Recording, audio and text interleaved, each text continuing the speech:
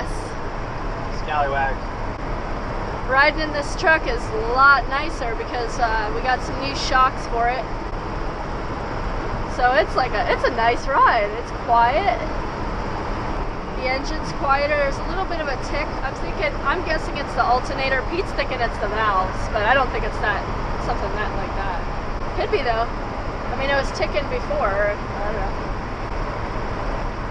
I gave it a tune-up, and I think all the spark plugs were the right setting. At least a couple were. I didn't check them all, but I figured if a couple were, then they all might be, but I could be wrong. Right?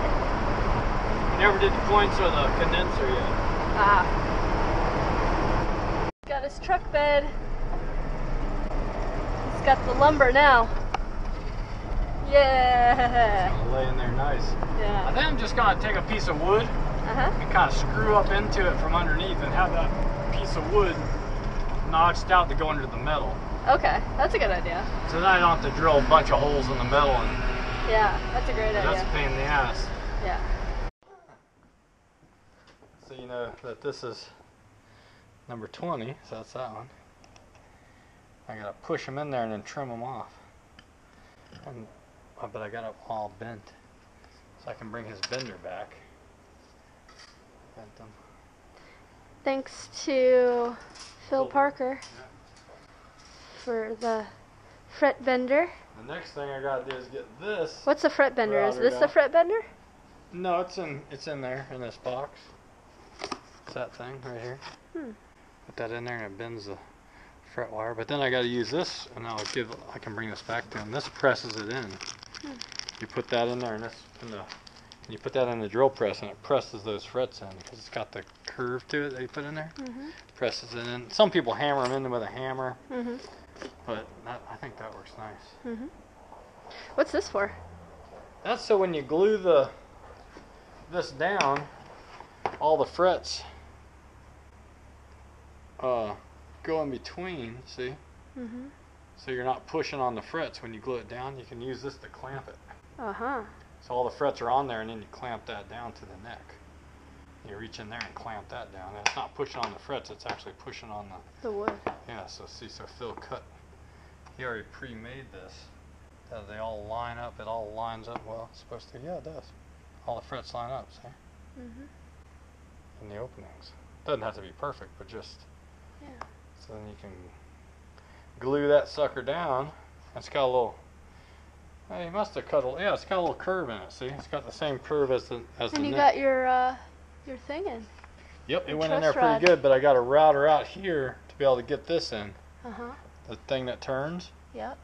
So it goes in there, and you put a little cover plate on. He's gonna have a truss rod in the new neck because the old neck was the problem. The old neck, that's the old neck there. It just was bowing like a banana. That's not down in there all the way yet either. Paul Berger, usually never puts a stamp on his the back guitar necks. So Pete is gonna use that somewhere in his guitar neck, right? Yeah, I think I want to cut it off and put it in the back. Cool. Or I might just write Berger in here and put it on the front. Anyways, I'm gonna be cleaning the shop up today. That's my job. This shop's a mess. So far, we put the surfboard we glassed. We put that up on top of my Warrior board. Actually, both of these are Warriors, but that one's got to be sanded down still. But for right now, since we're moving on to projects, at least that thing's sealed. The Seacraft is going to be worked on some more this week. Got to finish sanding, taping, prepping the exterior so that we can spray the primer. Sanding to do where I glassed. All the spots I glassed, I have some sanding and fairing to do on those areas. And then I can finish sanding and pulling everything up and taping everything off to get it prepared for primer. And then fairing one more time, and then painting. So, we're starting the process of painting now. The gel coat was started on the interior, still have a little more gel coating to do, but that's going to be an ongoing thing for a little while. But it'd probably be a good idea to get some paint on that exterior, especially since it's starting to warm up a little bit. Wow! So I got 2 boards left. That's I awesome. could cut them. That was a little bit high. Yeah, it's just bowed. Awesome, Pete. Yeah, your flatbed's complete. I could cut them to go in between here. Cut them at like, I don't know, it doesn't have to go the whole way. Awesome. Hold on, let's take a measure. Good morning, everyone. It is rainy and cloudy and gross out. Hi, kitty. Hi. Okay. Layla's been protecting the shop from the cats. Go in there. Go on. Those are friends. Go on. Get. Leave those cats alone. Anyways, there's a girl from a Instagram page called Dinghy Dreams. You could follow her. I'll put a link in the description if I remember. She has sailed by herself from Lake Champlain on a little 26-foot or 27-foot. I'll let her tell you what kind of boat it is. I can't recall at the moment.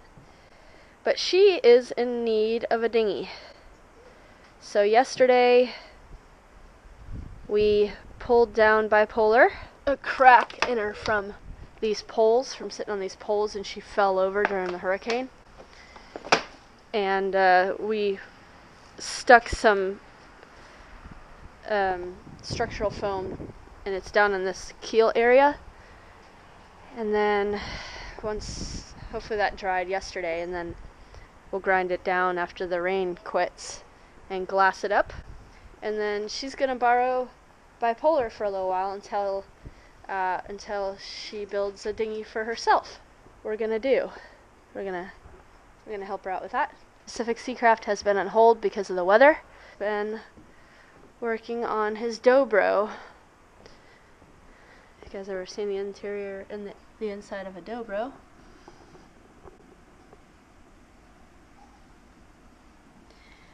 When he first got the Dobro, it was cracked, so he put this piece in here to beef it up.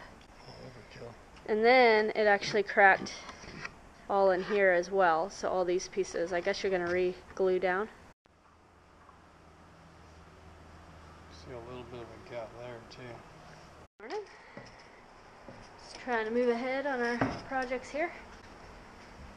Took out the top hatch and the engine room hatch. Gonna paint the undersides of those.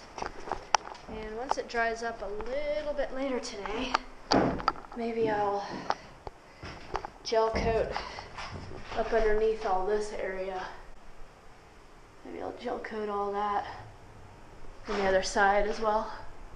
I am going to trace this circle out because I don't know why they put that in the, this is actually the drip pan for the engine. I don't know why that hole's drilled in there. It's kind of silly, you know? I mean, that's not gonna keep the engine oil from going down into the bilge.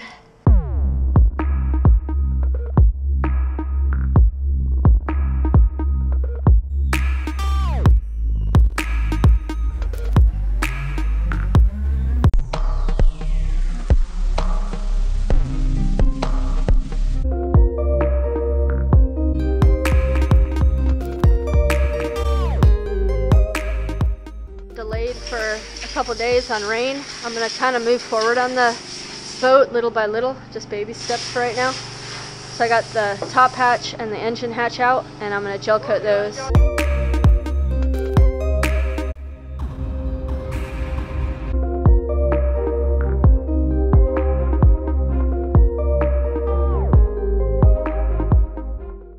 There it is, all glassed up. I'll just roll the gel coat and we won't even worry about sanding it. Okay, once that gets a little tacky, I'll put some gel coat on that. And then the last of the gray gel coat, once I have that gel coat left over, I'm going to come in here and I'm going to use the rest of the gel coat on the Seacraft. I took some of the excess, and rolled it on the areas that I glassed to make it easier to sand and grind. It helps to sort of ferret in a little bit. I also rolled gel coat underneath here I'm going to roll more. When I get somewhere, I'm just going to go ahead and keep rolling back there and finish rolling over here.